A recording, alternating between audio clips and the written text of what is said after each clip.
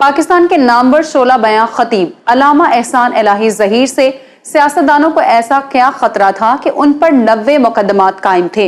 वो फौजी सदर जनरल ज़ियाउल हक के बारे में क्या कहा करते थे? क्या आप जानते हैं कि अताउल्लाह शाह बुखारी सानी कहलाए जाने वाले अल्लामा एहसान वो पहले पाकिस्तानी आलिम दीन थे जिसे बम धमाके से उड़ा दिया गया। तो दोस्तों, आज की वीडियो में हम अहले हदीस के नामवर आलिम दीन और सियासी और समाजी शख्सियत अल्लामा एहसान इलाही ज़हीर के मुकम्मल हालात जिंदगी आप तक शेयर करने वाले हैं। 31 मई 1945 के रोज सियालकोट के रहायशी हाजी ज़हूर इलाही के घर में बेटे ने आंख खोली, जिसका नाम एहसान इलाही रखा गया। चूंकि उनका खानदान दीनदार था, यही वजह थी कि नन्हे एहसान को हिफ्ज़े कुरान के लिए मदरसे में दाखिल करवाया गया। उन्होंने सिर्फ 9 बरस की उम्र में कुरान करीम हिफ्ज़ करने की सादत हासिल कर ली।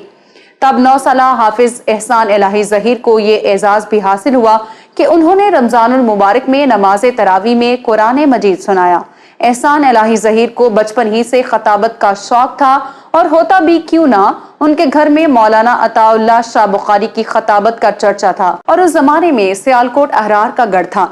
एहसान इलाही ज़हीर ने दीनी तालीम का सिलसिला जारी रखा और वो गुजरांवाला और फैसलाबाद के मदारिस में ज़ेर तालीम रहे।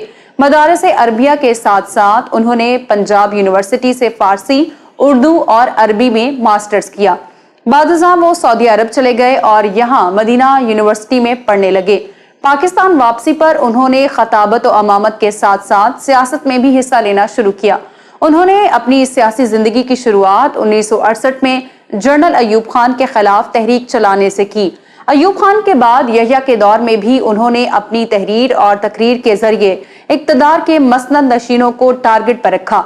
सकूते ढाका के बाद जब भुट्टो साहब पावर में आए और उन्होंने बांग्लादेश को तस्लीम करने का ऐलान किया, तो अल्लामा एहसान इलाही ज़हीर ने बड़ी शिद्दत के साथ बांग्लादेश नामंजूर तहरीक में हिस्सा लिया। उस मौके पर अल्लामा एहसान इलाही ज़हीर ने अपने 4 माह के बेटे इब्तिसाम इलाही ज़हीर को देखते हुए कहा था कि अगर मेरा ये बेटा कट जाता है, मर जाता है, तो शायद मुझे इतना अफसोस ना होता जितना अफसोस पाकिस्तान के टूट जाने का हुआ है।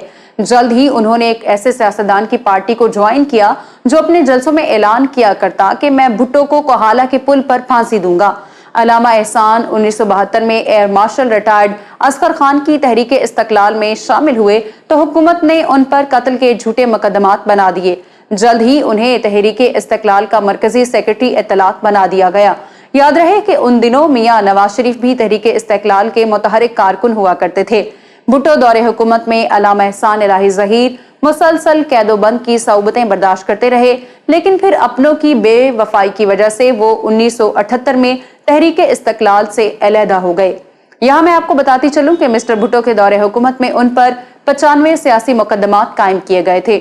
जुल्फ़िकार अली भुट्टो के दौरे हुकूमत में उन्होंने खत्म नबूवत की तहरीक में बड़े जोशो खरोश से हिस्सा लिया। अल्लामा एहसान इलाही ज़हीर बला के खतीब थे।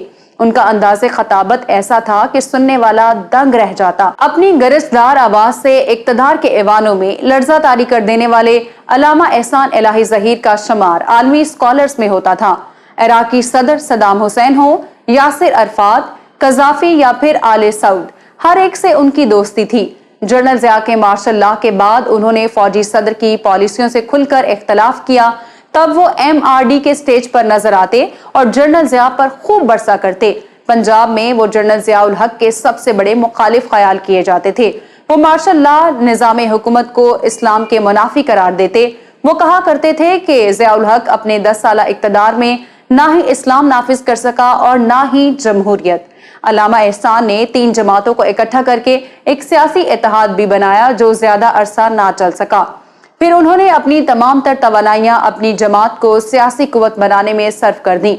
उन्होंने ऐसे वक्त में जनरल ज़िया की आंखों में आंखें डालकर फौजी आमर को चैलेंज किया कि जब मसलक अहले हदीस के नामी गरामी उलमा martial law administrator general Ziaul Haq के हाथों में हाथ डाले हुए थे और उनके कैंप में नजर आते थे।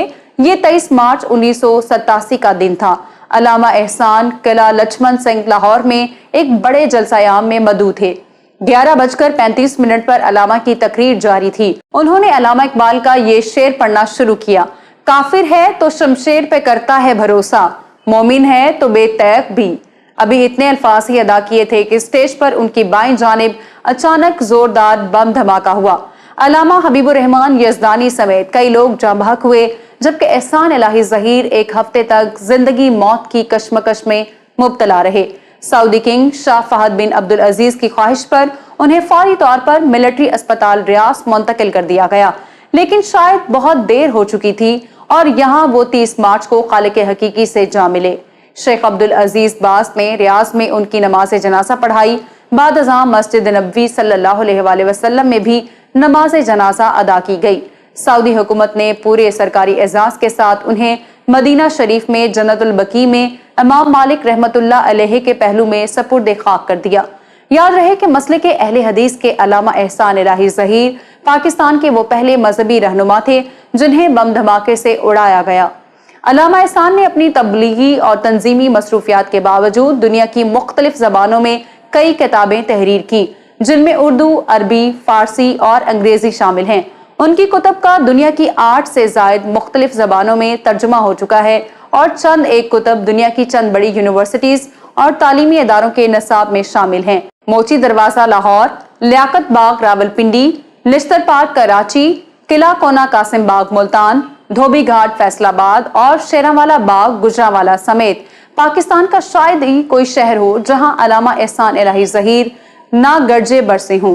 چنیوٹ کے ایک جلسے میں ان کی تقریر کے دوران بوندا باندی شروع ہو گئی اور دیکھتے ہی دیکھتے موسلادھار بارش ہونے لگی۔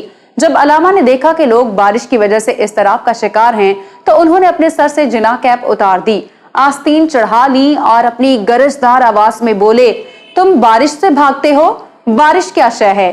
مجھے تو وہ دیوانے چاہیے جو گولیوں کی بھوچاڑ کے سامنے ڈٹ کر کھڑے ہو جائیں۔ عوام کا یہ سننا تھا کہ جو کوئی جہاں کھڑا تھا وہیں بیٹھ گیا۔ آغا شورش کاشمیری جب علامہ ظہیر کا خطاب سنتے ہیں تو بے اختیار گلے سے لگا کر دعائیں دیتے ہیں، اور لکھنے والے نے لکھا ہے کہ علامہ ظہیر کی خطابت سن کر محسوس ہوتا ہے کہ خوبصورت الفاظ لائن لگا کر کھڑے ہیں اور علامہ حسن انتخاب کرتے چلے جا رہے ہیں۔ ان کا انداز خطابت دیکھ کر لوگ انہیں عطا اللہ شاہ ثانی کہا کرتے تھے۔ احسان الہی ظہیر نے اپنی زندگی میں دنیا کے بیشتر ممالک کے دورے کیے۔ انہوں نے سعودی عرب اور مشرق وسطیٰ کے کئی ممالک کے ساتھ ساتھ Denmark, Italy, Spain, France, Germany, England, Vienna, Philippines, Belgium, Holland, Sweden, امریکہ، چین، Thailand, Japan, Kenya, Bangladesh, Iran, Afghanistan اور بھارت کے تبلیغی دورے